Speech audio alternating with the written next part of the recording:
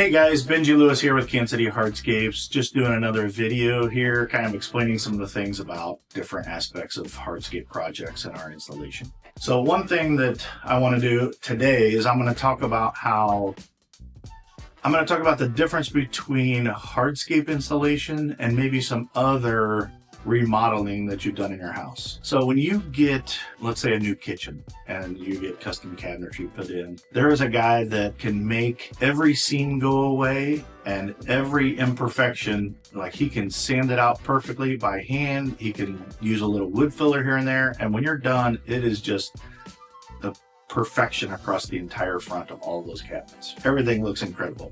There's granite on the countertop that has been smoothed and honed to perfection, that it's like mirror-like finish. So one thing that we don't get with hardscapes is we don't get that ability, right? So we don't have the ability to say, let's make your patio completely flat and completely perfect and without imperfections. Because, let's say you're using pavers. Using pavers, these pavers are made in a manufacturing plant. Typically, really what they are is it's a bunch of concrete that goes into a form. They put a little color in it, they put in all the binding agents, and it gets put in that form, spit out, put on pallets, and brought over here. And those pallets, they sit outside in the sun, they get dusty, they get discolored. And even within those, which to me is a little weird. I mean, I do get it to where, why don't all these pavers look exactly alike? I don't really have a great answer for that, because you would think that that there's some perfect way to make sure the coloring in pavers is perfect. But I guess it's similar to paint, right? It's like when you paint the exterior of a house, or even in an interior, the painters, they'll open, you got 15 gallons of paint, you got 3 15-gallon pails, is that as they get done or get one pail down, right, they're going to keep remixing them all together so that there's not a difference between, on your wall of like, oh man, that's where the old bucket started and this is the new 5-gallon pail. Man, those have a teeny tiny little tinge of difference. So they continue to remix them so that they look similar. Now we do that with the pavers, to where we're going to open up 5 pallets of pavers and we're going to take the first layer off each one. And then we're going to take the second layer off each one as we're laying them down, because we know there are different imperfections in those. So we can handle the coloring and make sure we're interspersing it all and it looks like coherent look. But the one thing that we can't do is sometimes pavers, they're supposed to be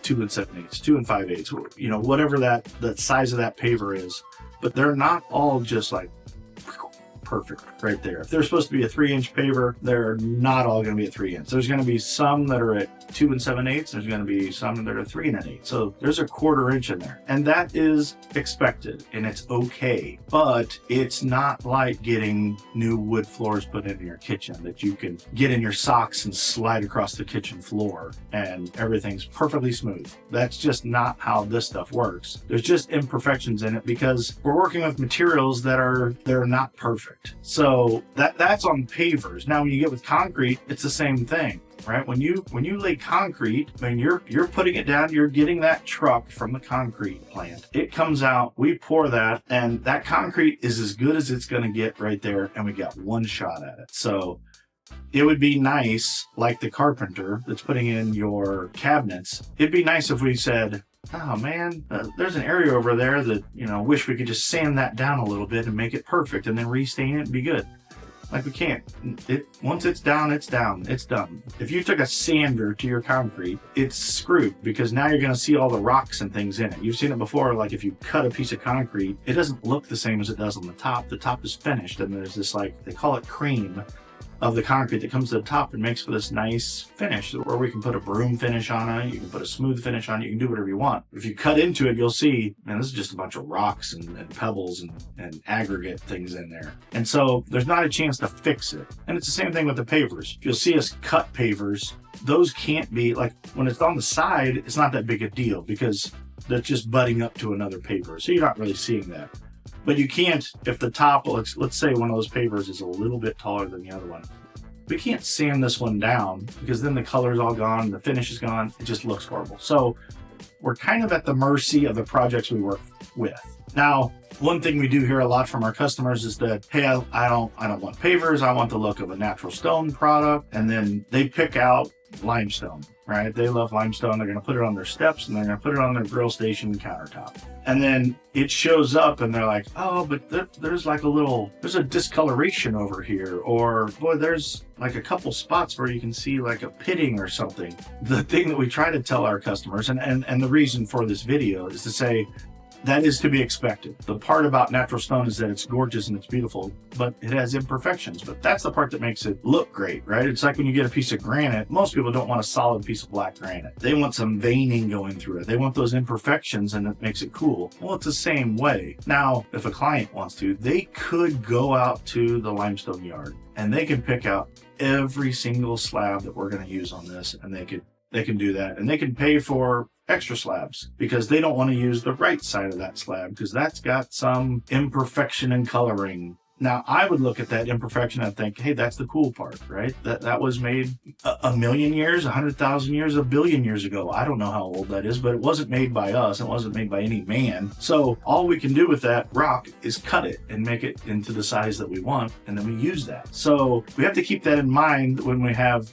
expectations of using natural stone patio. Well, there's going to be some of those stones that are like, well, that's kind of a different color. You're like, yeah, there's going to be all sorts of different colors in this. This is like going out in nature and looking at a mountain. It's not one solid color. There's color variations in the entire thing. And so it's that same thing. Now, when you start using pavers, or you start using a high-end paver, there's going to be less of that. That, of course, comes with a cost because there are some pavers that they have this, I'm going to call it a 1/4 inch or a 1/2 inch of the paver is really, it's as good as we can do right now to make it all look uniform. But I promise you, you grab a paver from 3 pallets over and you put them next to each other, there's going to be some intolerance there on the height.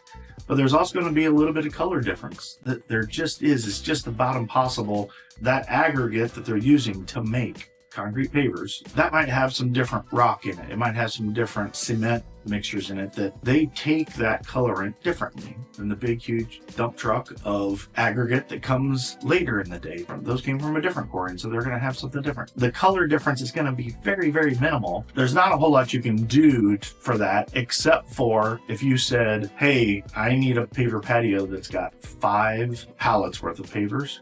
I want to bring in 10 and I want to pick out all my favorites. It's typically not necessary, but a person could do that. And you'd have to do that on the front end, right? We can't go later and go, hey, I want you to take out 37 of these pavers because I feel like they're a little off on the color. It's just kind of what we have to work with. It's not perfect. It's not interior remodels where when you get done with the kitchen, it's perfect. Everything's sanded the same. All the wood is taking the stain the same, and if it doesn't, there's ways to fix it, to add more stain or take a little bit off, use a little bit lighter. We can do all sorts of things to make it look perfect. With hardscapes, you're kind of dealing with natural stone that just comes from the earth, or man-made pavers in stone that are made in a factory that we're trying to get as good as we can, but they're just not perfect. So having that expectation of going, this is what we have to work with, and this is what we use, and it looks incredible. And again, the only person that's ever going to notice this is probably us, the installers, will notice it. And 2, the homeowner, because right when it's done or as it's being put in,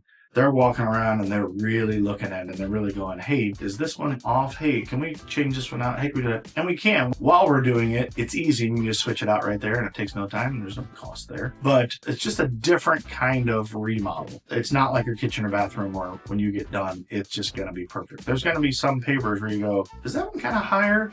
Is that one higher by 1/8 of an inch? Like, yeah, it probably will be. And there's a group called the ICPI. It's the Paver Institute people, right? And they've made these tolerances.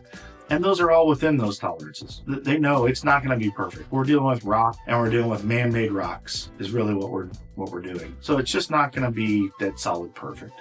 It's going to be really, really good. And everybody that comes over to your house, nobody's going to notice any of that stuff. They're going to think this is the most incredible outdoor space and how do we get one? This is incredible for your family and for your friends. And so that's what most people are going to see. But just trying to set that expectation of there is a difference between interior remodeling where you're dealing with a lot of wood that you can shave down and sand down and make it perfect versus dealing with rocks that we're pulling out of the earth and man-made rocks that are made in concrete forms that just aren't perfect, and there's no way to alter them or fix them without changing the entire look of it. And that's not anything anybody wants. So hopefully this helps a little bit, doesn't confuse you more, but hopefully it helps. And again, if you have questions when you're meeting with your designer and you're going to pick out materials, you can talk about those things, because we try to tell people when we're at those meetings, these are the pavers that you picked out that you like in the magazine, right? We're going to give you all these brochures, you're going to have all these pavers. And you're going to go, oh, I love page 87. These are great. And you see them there and you go, oh, well, those don't look like these. Well, keep in mind, these at the rock yard where you're actually seeing the ones that are going to get installed, these have probably been sitting outside for a month, 2 months, maybe 6 months. Depends on their stock levels. They're dirty, they're dusty, they've been in the rain, the sun's hit them, right? They just look a little bit different versus the one in the Unilock or the Belgard booklet that you're going to get. Those things are taken at sunset with the perfect camera and the perfect lighting, and they're probably edited to take out any imperfections. You know, if you look close at a lot of those pictures, you'll see like, oh, the fireplace is going. And you're like, yeah, if you actually look at it, you're like, that looks like AI. That's not really a fire, because it's hard to get a fire to look perfect. It's easy to go in afterwards and just put in fire. So those pictures aren't really real life. They're real life for about 8 minutes every night when the sun's going down and the sunset hits it just perfect and the shadows hit it and everything's great. When you go and look at it at the Rock Yard in Kansas City that's near your house that we go and meet you with, that's what it really looks like. Now, we will bring a spray bottle. Our designers typically bring a spray bottle so they can spray water on it so you can kind of clean it off and see what it actually looks like. That's more what you're dealing with. So again, Instagram photos, you know, it could be anything. It could be of a person's car, it could be of themselves versus what that car and what that person actually looks like in real life. It's just different. And it's no different with the stuff we're installing. When you look at limestone steps in a picture, they're perfect. And maybe that photo has been edited versus you go actually look at the limestone slab and you're like, man, there's some decent pitting in there. There's some discoloration on there. What's that from? Could be anything. It's a natural stone. So there's just a lot of different variables that go into it. So just trying to let everybody know, like, it's Instagram versus real life. And it's kind of that same kind of thing. In hardscapes, we're really dealing with real life. We're really dealing with natural stone and concrete and rocks. That's what we're dealing with. We don't get to, like a carpenter in essence is getting to edit. He's getting to go, hey, this wood isn't perfect. Let me sand this down. Oh, look at there. Now it's perfect. Now I'll stain it and it looks exactly right.